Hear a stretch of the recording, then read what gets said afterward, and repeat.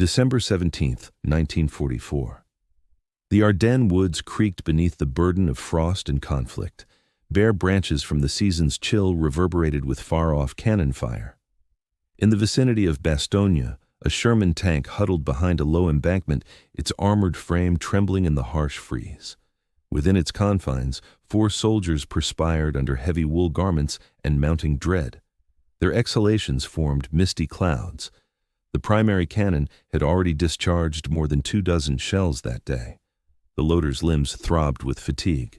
The gunner's resolve unraveled further with every squeeze of the controls. Yet the true adversary wasn't the icy gusts or the encircling German tanks. It was the quietude, signaling that ammunition was nearly depleted. The rooftop machine gun stood barren. The side-mounted one held just a few bullets remaining, while the conventional linked belts, fabric woven with steel, had snagged twice in the chill already, without reinforcements, without communication, without prospects. The tank leader gazed at the frosted path where fumes rose from the ruins of U.S. vehicles struck earlier that day. His mouth parched as he whispered, "This is the end." Then the loader, 22-year-old Calvin Briggs from the backwoods of Kentucky, delved into a coarse sack beneath his position. He extracted a coil of an unusual item. It wasn't standard military gear. It appeared crudely crafted. Pieces of cotton fabric joined by irregular stitching. Rings formed precisely, set at regular intervals. Within every ring, 50 caliber rounds crammed securely, akin to kernels in a full silo. The gunner peered across, sneering. That contraption once more. Calvin offered no retort. He simply inserted it into the weapons chamber. He had assembled it by lamplight across several evenings. His comrades had mocked it upon initial reveal. They dubbed it backwoods ingenuity. But now, amid a conflict that devoured soldiers and vehicles without mercy, it represented their final option. And as he activated the firing mechanism, the Sherman thundered. Not briefly for seconds nor moderately for minutes, but relentlessly for 4 full hours. Who exactly was Calvin Briggs? Prior to the blizzards, prior to the explosions, prior to the conflict transforming youths into warriors and equipment into saviors, existed Calvin Briggs. He entered the world in the spring of 1922 in Lyon County, Kentucky. His kin managed a simple homestead slightly west of the Cumberland River. Existence proved challenging, yet straightforward. By age 10, Calvin's palms bore the marks of labor, not from combat, but from securing fasteners on his dad's weathered tractor and repairing worn plow straps they lacked funds to renew. He embodied the sort of lad who could patch a barrier using razor wire and a fastener, who could field dress a buck, lubricate a transmission, and fuse a damaged shaft before peers mastered basic multiplication. At 17, he had constructed a functional motor from scrapyard components, adhesive strips, and sheer determination. Yet Calvin transcended the role of a simple rural worker with muddied footwear. He possessed an inquisitive drive. He devoured popular mechanics as if it were scripture. He trekked 6 miles to a local exposition solely to observe a diesel engine operating. When hostilities erupted in 1939, he tracked the news with the vigilance of one scanning clouds for tempests, reserved, attentive, perpetually assessing. Following the Japanese assault on Pearl Harbor in 1941, Calvin signed up the very next day, not out of rage nor purely from national fervor, at least not the variety promoted by banners and rallies. He enlisted because he valued proper execution. Because, in his view, warfare constituted the supreme apparatus, horrific, boisterous, and relentless, and perhaps if an individual like himself, who grasped mechanical principles, was present to sustain the mechanisms, additional young men could return to their homesteads. Calvin received instruction as a tank repairman, yet he avoided prolonged assignments in the support areas.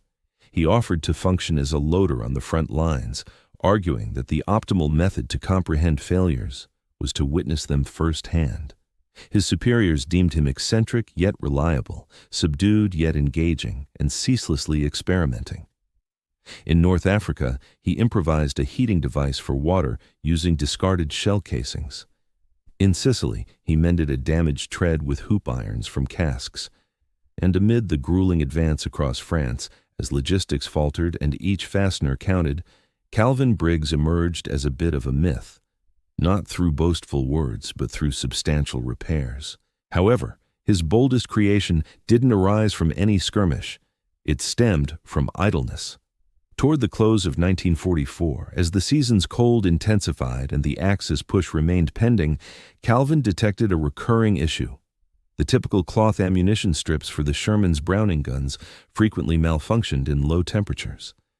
The steel connectors bent. The material grew rigid. Even slight dampness led to binding. Thus, he commenced tailoring. Initially, it seemed absurd. Fabric remnants from extra uniforms, patches of canvas from upholstery, along with string and laces from boots. He fashioned rings manually, aligning them via a spent shell and a straight edge he fashioned from timber. He labored after dark, bent over a dim light, muttering oaths when the thread veered. His fellow crew members chuckled, labeling it Calvin's rustic patchwork. The gunner remarked, "You believe Hitler will yield when he's... Ever wonder how a simple arts and crafts effort could turn into a lifesaver on the battlefield?"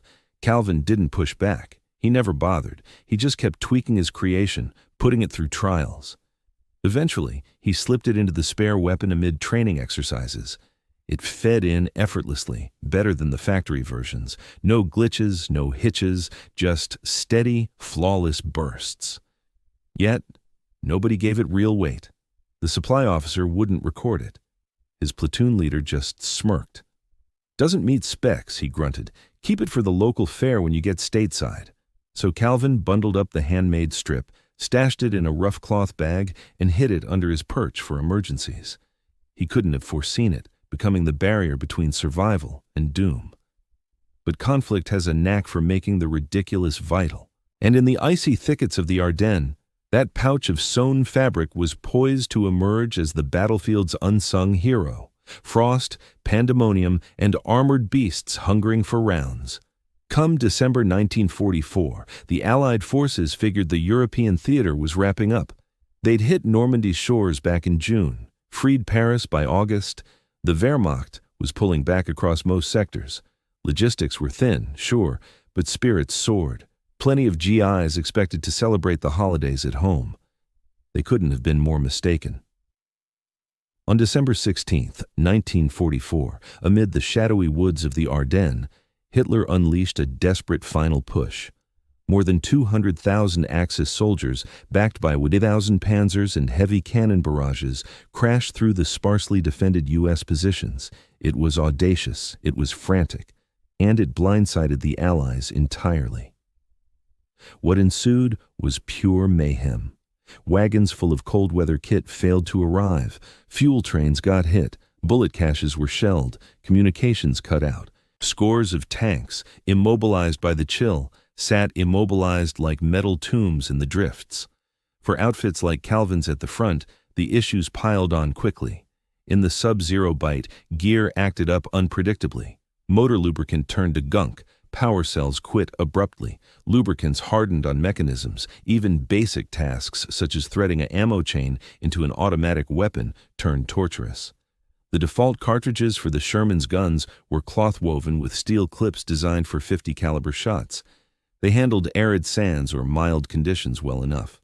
But in the Ardennes' brutal freeze, with temps plunging below zero and perpetual damp mist, the strips grew rigid. Dampness seeped into the weave. Frost built up in the curves. The chains twisted faintly from the chill, enough to spark failures or complete lockups. Troops hacked together fixes. A few warmed the links by the radiator prior to use. Some coated them in petroleum or bundled them in cloth wraps. Yet once inserted and the trigger pulled, the rub of cold, dirt, and wear mangled them into worthless tangles. Weapon failures weren't mere annoyances. They were deadly. In armored combat, moments counted. A stuck sidearm or turret gun during a surprise assault let foot soldiers swarm your vehicle. If the feeder couldn't sustain the flow, your primary cannon went quiet mid-battle. And that's precisely what plagued the Ardennes front. Whole tank platoons ended up short on gear, starved of provisions, and hammered by panzer groups who owned the landscape and endured the freeze. U.S. logistics chains stretched too far, snarled on slick rural paths where rigs spun out and diesel iced in the pipes. One crewman noted in correspondence afterward, "Our real foes weren't the enemy. It was the elements, the terrain, and how our equipment betrayed us at every turn." This was the grim scene Calvin Briggs encountered as he settled into his Sherman that dawn. Fresh links weren't on the way. The delivery team for his unit had gotten jumped the previous evening. Word was just 2 out of 8 vehicles escaped. The rest blazed near Malmedy. His ride, tagged Lion Charlie 4, had under 2 machine gun cartridges left. Half came in chains that had fouled up already. The remainder sat scattered, raw and worthless sand setup. They advanced anyway, had no choice, with nothing else securing that zone. As clouds darkened and flakes intensified, Calvin sensed it deep down. The fight had stripped to raw basics. Forget tactics or brass or agendas. It boiled down to endurance, keeping your iron beasts operational just long enough to make it through. And right there under his spot, neatly packed in the burlap, lay the gadget folks had ridiculed, the unfiled, unendorsed, overlooked oddity. A DIY feed strip sewn by a rural kid with chilled hands and idle hours. Soon, in mere hours, that laughable contraption would be why 4 souls emerged breathing from the woods. The ridicule and rejection. It's not standard gear, son. In combat's rigid world, there's scant space for oddities. Conformity equals endurance. Standards rule. Conformity reigns supreme in the military, and those who venture beyond the boundaries, even with the best motives, typically face derision rather than encouragement. Calvin Briggs discovered this lesson young. During a break in operations close to the French frontier, he displayed his experimental ammunition belt to his tank team. They had halted in a soggy fruit grove, sipping harsh brew from tin mugs. Overhead, the heavens formed a bleak blanket of overcast. Calvin, reserved yet confident, lifted the fabric strip as if unveiling a grand illusion. It appeared unremarkable. Faded textile rings methodically arranged, each segment crafted by hand. The seams were coarse yet sturdy, bolstered by extra cord. Calvin had even coated the material with beeswax and lubricant to maintain pliability amid the chill. The operator snickered initially. "What's this, a wrap for projectiles?" The loader peered closer, clutching his mug like a cleric with sacramental chalice.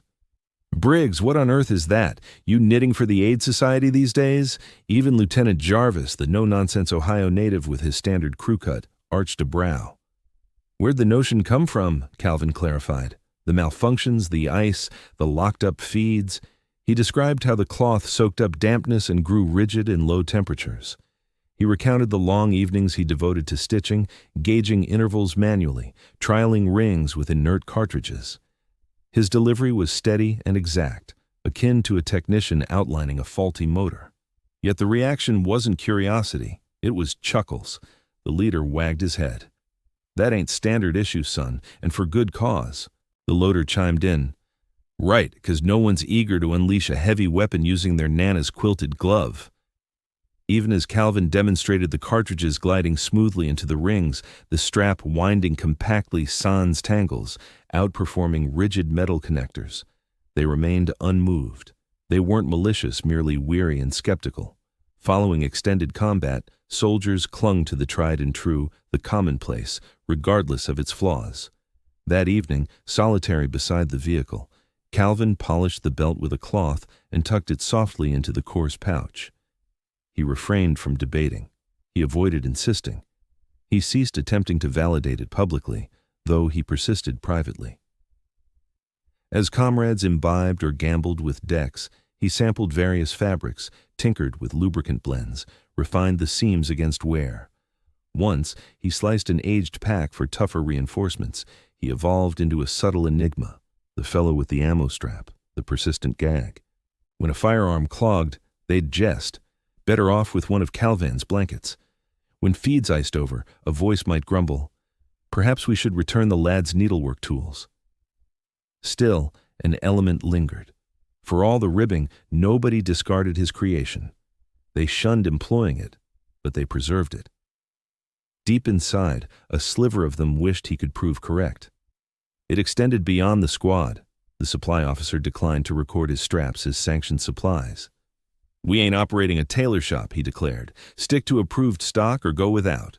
A non-com quipped that if Calvan continued, he'd be mending insignia for foes. The implication rang loud. Creativity absent approval equaled defiance. But Calvin bypassed seeking clearance. He wasn't aiming to overhaul protocols. He simply desired reliable firepower in critical moments. He recognized its lack of polish. He acknowledged its deviation from norms. Yet he also recalled the fate of vehicles that faltered during fights. He'd witnessed the charred wrecks strewn along paths, the scorched domes ripped by armor-piercing blasts. He'd assisted in extracting the remains.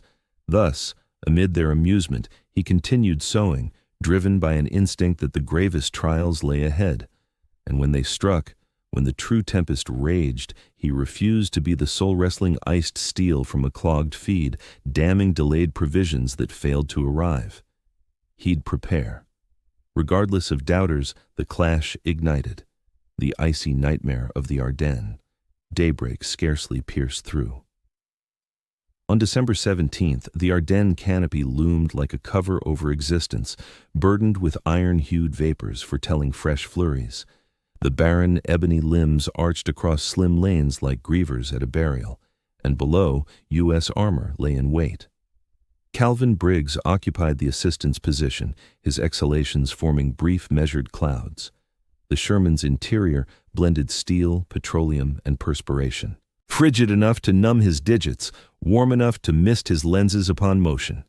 The vehicle's communicator had fallen mute near 4 a.m. Their final directive: secure the junction at any price. Lion Charlie, 4. His unit formed part of 7 Shermans dispersed in a wooded glade southeast of Bastogne. No organized array. Haste precluded it. They entrenched along a modest elevation, guarding a iced timber path now functioning as an essential logistics route, or so it had, until enemy barrages pocked the thoroughfare. Then, at 7:13, the initial blast struck. No alert, merely a piercing wail, along with a sudden blast of snow, dirt, and logs exploding 20 yards off to their right. The commander's sharp tone cut through the intercom. "Enemy ahead! Gunner, keep watch!" Calvin reacted swiftly, swinging open the ammunition compartment and hauling a 48-pound round onto his knees. His hands slipped as he tried to grasp it. The whole interior gleamed with ice. Peering through the narrow periscope view, he spotted them. Figures lurking amid the foliage, disguised forms slinking across the drifts.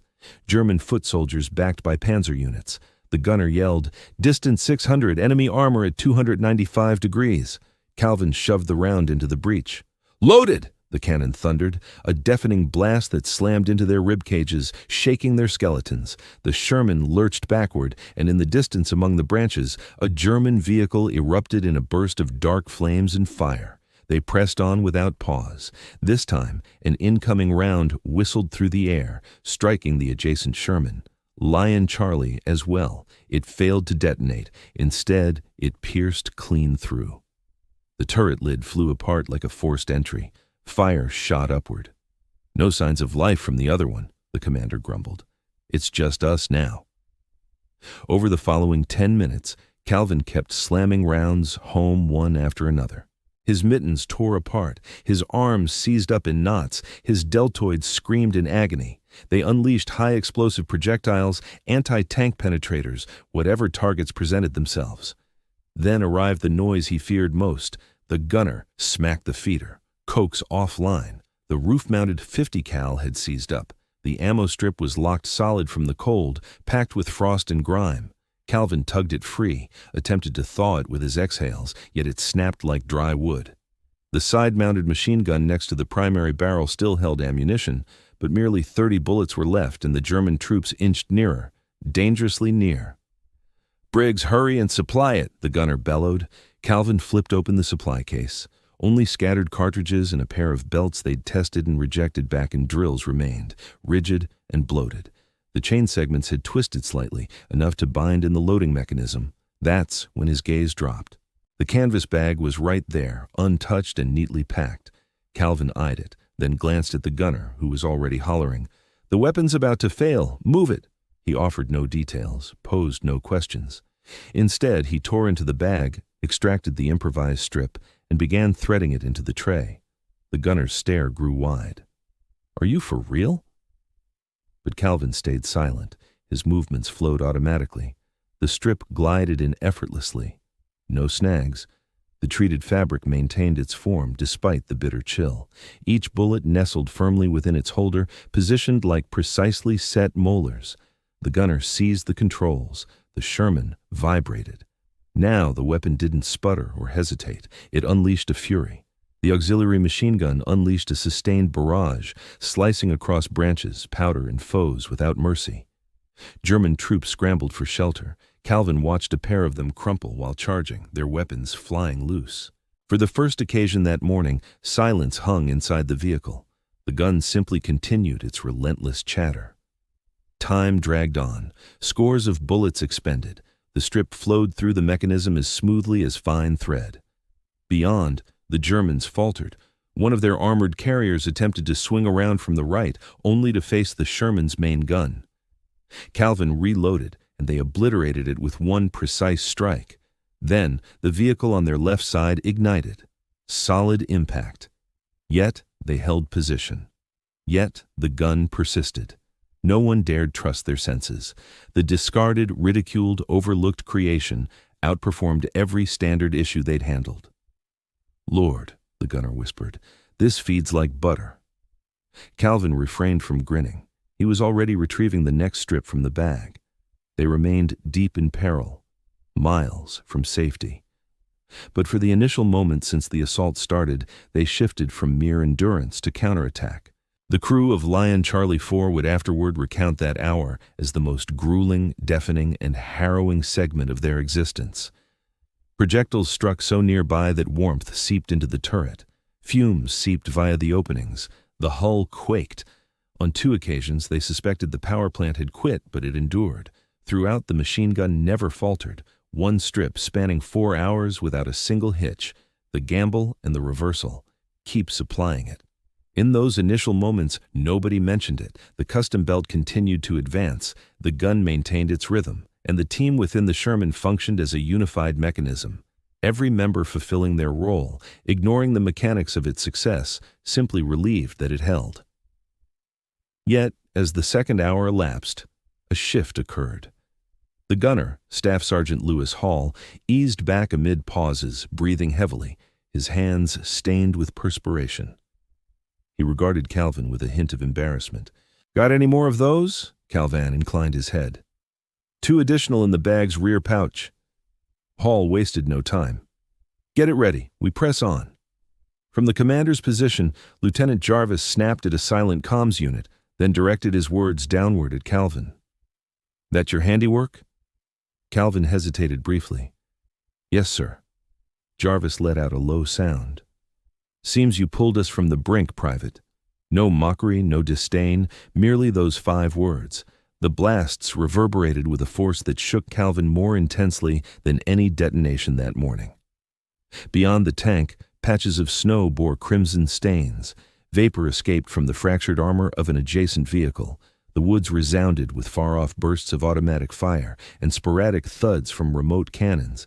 Yet in this scarred section of terrain, Lion Charlie 4 endured, thanks to a fabric strap that everyone had dismissed as folly. As the 3rd hour wore on, neighboring crews took notice. A Sherman positioned to their flank signaled via flags, inquiring how they continued to lay down suppressive fire. Jarvis poked his head out, displaying the strap triumphantly. The opposing commander merely gaped across the open space. Shortly after, a messenger, a corporal sporting a wrapped wound on his leg, dashed across exposed earth, evading shots while gripping a message. "Could you share a single strap?" Jarvis glanced at Calvin. Calvin responded without pause. "Hand over the spare one. I'll load the next right away." By that time, the snow had thawed in a broad circle near the Sherman's power plant. Clouds of steam billowed from the entryway. Empty shells littered the interior like metallic pools. Calvin's attire clung damply to his skin. His hands ached with cold and burns, yet the strap glided flawlessly time and again. What started as a reckless bet evolved into a subtle uprising. Eventually, the teasing ceased. No more references to Calvin's patchwork blanket. No chuckles about tailoring tools or rural lads idle on the homestead. Rather, inquiries poured in about his method, the fabric choice. Would he instruct them? Amid that icy Belgian clearing, amid one of the war's most ferocious unexpected assaults, a 22-year-old ammunition handler from Kentucky transformed frontline supply tactics. Not through authority or directives, but via stitching, yarn, and unyielding resolve. And come the fourth hour, every crew member inside understood a single truth. They weren't merely battling alongside machinery. They were waging war with a concept pieced under dim lantern glow. And for the first time, the military took it seriously. The 4-hour wonder. The barrage persisted. During the third hour of combat, Lion Charlie 4 stood as the sole Sherman maintaining its post atop the elevation.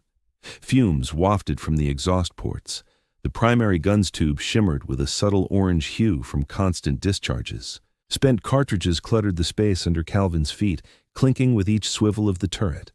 Beyond, the snow lay mangled, stripped of purity, mashed into muddy gray mush by warmth, blasts, and gore.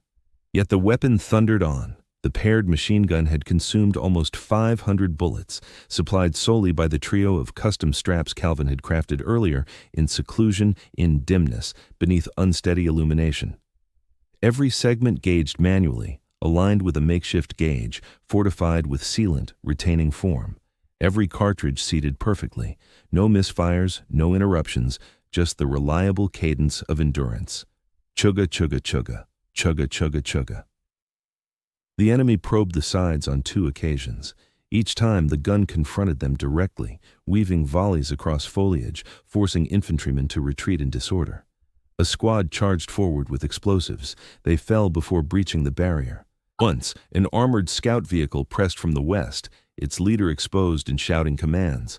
Hall acted swiftly. The gun pivoted westward. Calvin sustained the feed, 20 shots followed by another 10. The scout lurched aside, its glass front splintered. The operator collapsed. The machine careened and detonated against a log. The whole ridge rang with whoops from adjacent positions. Within the hull, Calvin remained focused. He was already guiding the final 6 feet of strap into the mechanism. Lieutenant Jarvis bent low, clearing mist from his lenses. "You're convinced that's not enchanted?" Calvin replied with a shake. "No, sir. Merely sewn properly." Jarvis grinned. "I'll note that for the debrief." It extended beyond their vehicle alone. Shifts were underway elsewhere. By the 4th hour, 2 adjacent units, damaged and ammo-starved, dispatched their handlers over barren fields amid protective volleys merely to salvage elements of Calvin's innovation. One secured the extra custom strap from his kit. A different team, critically short, attempted to replicate it using scraps from clothing and trimmed hide from pouches. They improvised with pilfered needles from aid supplies and strands from ripped bedding, since abruptly the force's shortfall wasn't bravery. It was fabric. And Calvin Briggs, formerly overlooked as the reserve tinkerer pursuing a countryman's pastime, had emerged as the vital, unproclaimed linchpin for a full sector's resistance. Then the barrages halted. No further projectiles landed. Enemy volleys eased. Their advances grew feebler, briefer, more disjointed. Haze snaked among the branches in ethereal trails. Corpses dotted the drifts. The offensive had slammed into a barrier, forged from metal, toil, and one woven band of material and optimism. As the clash subsided after 4 grueling hours of unyielding assault, Lion Charlie 4 remained operational, charred, battered, but whole. Within the tank, the soldiers remained hushed and dazed, inhaling the thick vapor of steam mingled with acrid smoke, their eyes squinting amid the fog of residue and perspiration. The machine gun's barrel had turned sooty and scorching, nearly impossible to grasp. Yet the ammunition tray stayed spotless, continuing its steady rhythm without falter. Paul placed the final spent shell aside, his words breaking the quiet. That device just wouldn't stop. Calvin examined his palms, scorched and chafed, with tips torn and bleeding from the fabric ties that had rubbed during each fresh load. Heroism didn't stir in him. Instead, a hollow fatigue washed over him, but for the initial moment since arriving on Europe's ground, clarity dawned. He grasped that his creation transcended mere ingenuity. It was essential. Amid conflict driven by industrial output, assembly lines, and interminable shipments marked with codes, Calvin had achieved the impossible. He'd crafted manually what surpassed the industrial behemoth, and that feat, that modest handmade ammunition chain, had barred mortality from their compartment for a solid 4 hours. How did you pick up this skill? The post-battle hush echoed fiercer than the bursts of shots. The Ardennes woods, recently buzzing with cries, blasts, and the rattle of automatic fire, now rested serene beneath a mottled heavens. Wisps of vapor drifted idly among the branches. Trunks stood cleaved in half. Pits bubbled with lingering warmth. Crimson streaked dark across the frost. Aboard Lion Charlie 4, the team froze in place. Not from unscathed bodies, but from sheer survival. Lieutenant Jarvis shattered the quiet first. He ascended partway through the opening, scanned beyond the elevation, then descended once more into the gunner's space. Facing Calvin, he inquired, "Remind me, what was that constructed from exactly?" Calvin swallowed, his throat rough like grit. Fabric rags, sealant, bits of sewing from a safety strap. Jarvis's eyes widened, and it didn't snag at all. "Negative, sir. Not a single time." The officer pulled out his pad, flipped to an empty sheet, and started jotting notes. Not a critique or caution, but a log, a chronicle. 2 hours on, after tending to the injured and with the line easing briefly, several commanders approached the vehicle. Included were supply non-coms, a pair of platoon subalterns, and a major from regimental base. All arrived to inspect the chain. The very chain Calvin had endured ridicule over. Now it rested meticulously on the Sherman's back plating, extended like a revered artifact, stained by burn marks, rigid in spots from the blaze, yet each holder retained its form. The major scrutinized it thoroughly for 60 seconds prior to commenting. "How'd you come by this know-how?" Calvin glanced at his mitts. Dad's ranch work, mending tools, patching sacks for grain. The major inclined his head thoughtfully. "Reckon you might produce a handful more." "I'll give it a go." "Make haste." Come dawn the following day, Calvin got reassigned from combat posts on a short-term basis to a storage canopy barely a kilometer from the crest. The directive originated directly from regimental leadership. His task, replicate the chain. They supplied materials, implements, even helpers, a duo of troops familiar with sewing basics. They labored over boxes beneath a tented cover, fingers trembling in the chill, slicing and binding as distant shells rumbled. At day's close, they'd completed 9. By week's end, 34. The news circulated swiftly. Units throughout the zone started demanding what folks informally dubbed Briggs chains. Certain groups duplicated the pattern directly. Others tinkered with tweaks like reinforced seams, altered holder dimensions, or grease-infused coatings. None matched the prototype's dependability precisely, but they functioned. Crucially, they instilled assurance in the operators, since doubt proves deadliest in battle, and few things breed doubt quicker than faulty gear. Owing to a young 22-year-old agrarian from Kentucky, one fewer concern plagued Sherman occupants. Calvin shunned orations. He sought no acclaim. Yet whenever a fresh ammunition handler stopped to query, "How'd you get this feed running so flawlessly?" he'd crouch nearby, unroll the cloth segment, and demonstrate with steady, accurate, unassuming guidance. He imparted no innovation. He instilled dignity in performing tasks well, however minor. And to those nearby, who'd previously scoffed, who'd branded him a tinkerer wasting idle hours, that subdued expertise turned hallowed. For in warfare, rife with disorder, doubt, and gear prone to failure, Calvin Briggs delivered reliability, something dependable. What came next for the war? Hostilities ceased 5 months hence. Germany capitulated on May 8, 1945, VE Day. Avenues overflowed with revelry from London to New York. Troops shed tears, embraced unknowns, lifted glasses. But in a subdued medical outpost near Liege, Belgium, Calvin Briggs forbore festivity. He slumbered deeply for the first occasion in days. He'd toiled nonstop even post-Bulge offensive. The Briggs chains had reached 3 Corps by March, and although they escaped official integration into Army provisions, supply lines got replicated, tweaked, and quietly admired by the soldiers whose survival depended on them. Calvin turned down a Bronze Star nomination, insisting that the true heroes were those who didn't return home. Back in Kentucky that same year, the family farm endured, though just scarcely. His dad had died while he was away at war, and his little brother, too young for service, had struggled to hold things together. Calvin resumed his duties without pause. He repaired tractors, mended fences with welds, wed a teacher by the name of June, and raised 2 kids. He avoided boasting, skipped displaying any awards. Many folks nearby had no clue about his service, much less his role in shifting the momentum during one of the war's fiercest clashes, using only fabric, lubricant, and sheer resolve. Yet a handful of notes arrived over time. A message from a past tank leader in the 99th Infantry Division, another from a logistics expert in Bastonia, and one from an unfamiliar gunner who simply stated, "You don't know me, but your strap held up. Thanks to it, I watched my little girl celebrate her first birthday." Calvin rarely responded to such correspondence. There was no need. The strap wasn't crafted for acclaim.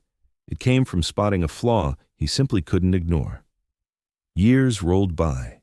He erected a workshop at the town's outskirts, showed his boy how to swap out brake linings, his girl the art of joining wires. At parades, he remained subdued, offering a courteous nod during Veterans Day events, preferring to absorb stories over sharing his own. But annually, on a chilly December dawn, he'd head to the shed, retrieve a worn crate, and carefully unfurl a weathered remnant. A band of aged canvas, hand-sewn with care. His son once inquired, "Did you take down the Germans using that?" Calvin chuckled softly. "Not directly," he replied, "but I enabled another who did. And that sufficed." He slipped away peacefully in 1989, right after tinkering with the very tractor he'd first tackled alongside his father pre-war. His name graces no memorial, no history volume recounts his tale. Yet, speak to any veteran from that Ardennes winter, and they may recall a certain tank, an unyielding machine gun, and a reserved fellow who wove survival into a makeshift strap amid global ruin. Conflicts like war get etched in figures. 16 million Americans donned uniforms in World War II. More than 400,000 perished. Thousands upon thousands of armored vehicles traversed the continent. Countless bullets flew. Billions in funds poured out. Yet each data point hides a human soul, a visage, an identity, a pivotal instant that altered fates. Calvin Briggs didn't clinch the victory. He spearheaded no assaults or seized rival commanders. Newspapers never spotlighted him.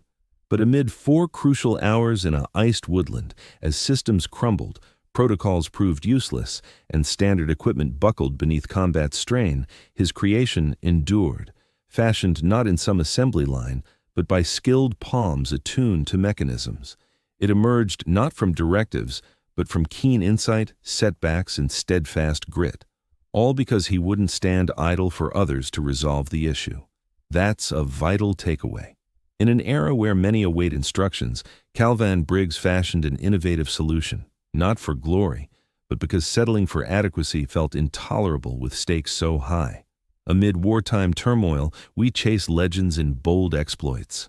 Yet valor can resemble a youth bent under dim light, hands chafed, gauging string to empty shells, stitching wordlessly as chaos rages.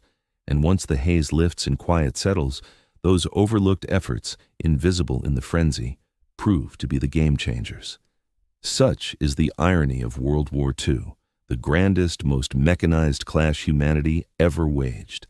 It triumphed not solely through commanders, tactics, and output tallies, but via everyday souls who spotted fractures and mustered the courage to mend them, be it with fabric, filament, or trembling fingers in the frost. We honor Calvin Briggs not because he sought it, but because when the gun jammed, chill rendered metal brittle, and peril lurked in the shadows, he lent the Sherman its roar. And for those 4 hours, that roar echoed defiantly across the woods, unyielding. What struck you hardest? Drop a comment. Pass this tale to anyone doubting a single soul's impact. Thanks for tuning in.